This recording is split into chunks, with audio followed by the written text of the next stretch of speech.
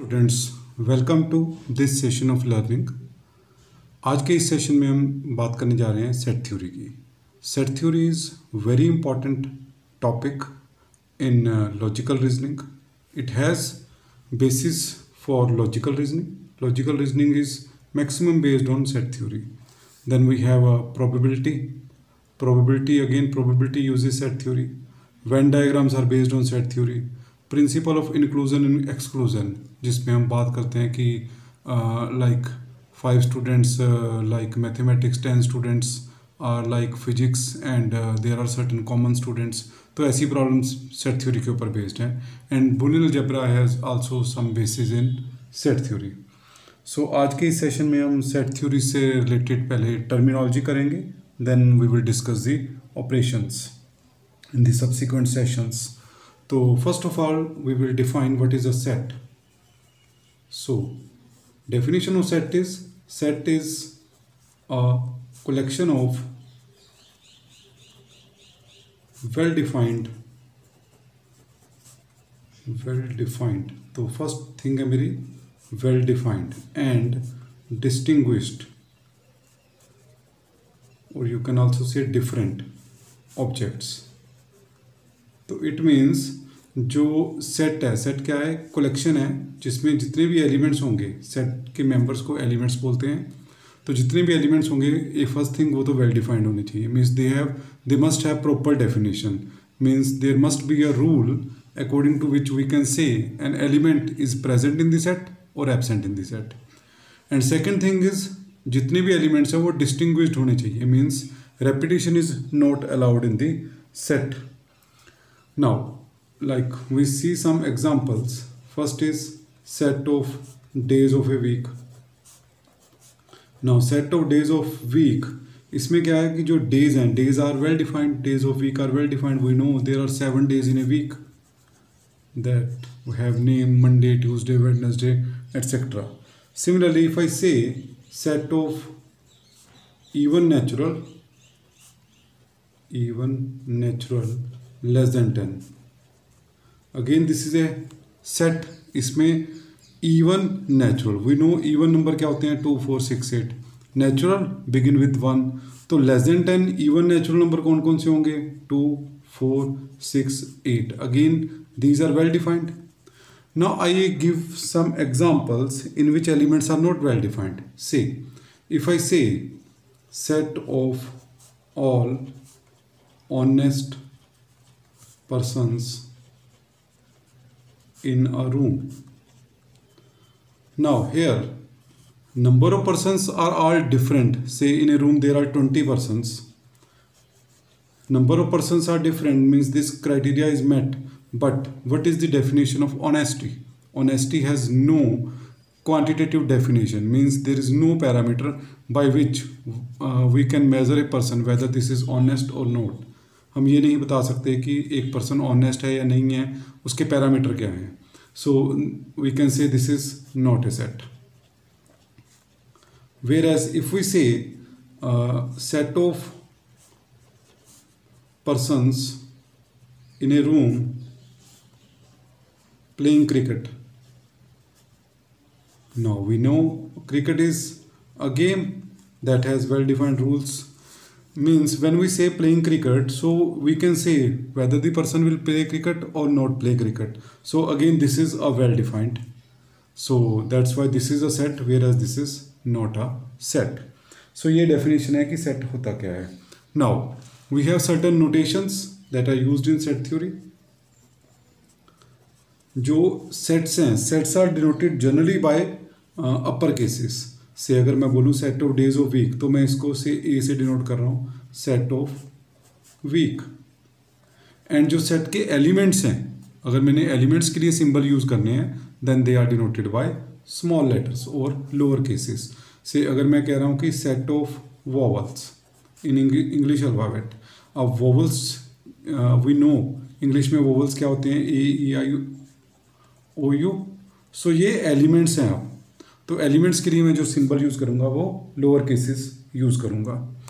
Then we have certain standard sets which are used throughout this text. वो मैं आपको पहले ही बता देता हूँ. तो इसमें मैं एक सेट यूज़ करूँगा n stands for natural numbers. This is set of natural numbers. तो natural numbers we know these are 1 2 3 so on up to. Then we use symbol w. W stands for set of whole numbers. Whole numbers include 0 with natural. Natural begin with 1 whereas whole begin with 0. Then we have integers. Integers are generally denoted by symbol I or Z. तो integers are whole numbers with positive or negative sign. So -1, -2, -3 are also included. So these are my three symbols. Then we have a set of rational numbers. Rational number is denoted by symbol Q. Rational number is any number in the form of P by Q where Q should not be equal to 0 and P and Q must be integer and their HCF should be 1, means they must not have any common factor other than 1. Like we can say 4 by 5 is a rational number. All integers are also rational, like जैसे 5 है तो 5 को मैं 5 by 1 लिख सकता हूँ. And the number which don't follow this criteria, they are irrational, which cannot be written in the form of P by Q, like numbers √5 by 2. Now here √5 is not integer, so it is a irrational number. So rational are denoted by symbol Q and irrational, for irrational we can write symbol IR. Now whether a number is rational or irrational, rational and irrational form real numbers, and real numbers are denoted by symbol R. Real number includes rational, integer, whole, natural as well as irrational numbers. So all those numbers which exist except imaginary number, they are real numbers. So these are my certain notations. Now next is how a set is represented. Now for representing set, there we use two different ways representing a set. A set can be represented in two ways. There are two different ways to represent a set. One is called tabular form. Tabular, it is also called roster form. तो ये पहला method है मेरा tabular form, roster form, और इसको enumeration method भी कहते हैं. तो इसमें हमने क्या करना है, जितने भी एलिमेंट्स हैं सेट के, elements of set are written in braces. braces मतलब curly brackets. तो braces के अंदर लिखने and elements are separated by comma. separated by comma. जैसे अब मैंने सेट ऑफ वोवल्स लिखना है, तो वोवल्स का सेट क्या होगा, A E I O U, we know A E I O U. तो 5 एलिमेंट्स हैं, उनको मैंने लिख दिया separated by comma and they are enclosed in curly braces. अब मैं इस सेट को कोई नेम दे सकता हूँ, तो वोवल्स को मैं नाम दे रहा हूँ से वी. तो जो सेट का नेम है that is written in capital letter upper case, where जो उसके एलिमेंट्स हैं they are written in lower cases. Now जो दूसरा मेथड है मेरा सेट को रिप्रेजेंट करने का, वो that is known as set builder form. Set builder form it is also known as rule method और प्रॉपर्टी मेथड. तो इसमें मैं सेट के सारे एलिमेंट्स नहीं लिखूंगा. I will write some property of the set by which it will be clear what are the elements of set. तो इसको लिखने का मेथड क्या है, अगेन सबसे पहले जितने भी एलिमेंट्स हैं they are represented by symbol X. तो इसमें एलिमेंट क्या होगा, एक्स. फिर मैं बताऊंगा कि एक्स का मीनिंग क्या है. तो I write a colon, this is read as such that x, such that x is. अब मैं इसी सेट को लिखने जा रहा हूँ बाय प्रॉपर्टी मेथड. तो ये सारे एलिमेंट्स क्या हैं, वोवल्स हैं. तो x such that x is a vowel in English alphabet, in English alphabet. So this is set builder form. ना मैं आपको एक और एग्जांपल देता हूँ, जैसे लाइक से मेरे पास एक सेट है 1 2 3 4 5 6. तो इस सेट में क्या एलिमेंट्स हैं, नेचुरल नंबर लेस देन 7 और you can say less than और इक्वल टू 6। तो इसको मैं कैसे रिप्रेजेंट करूंगा in set builder form, a is equal to x such that x is a natural number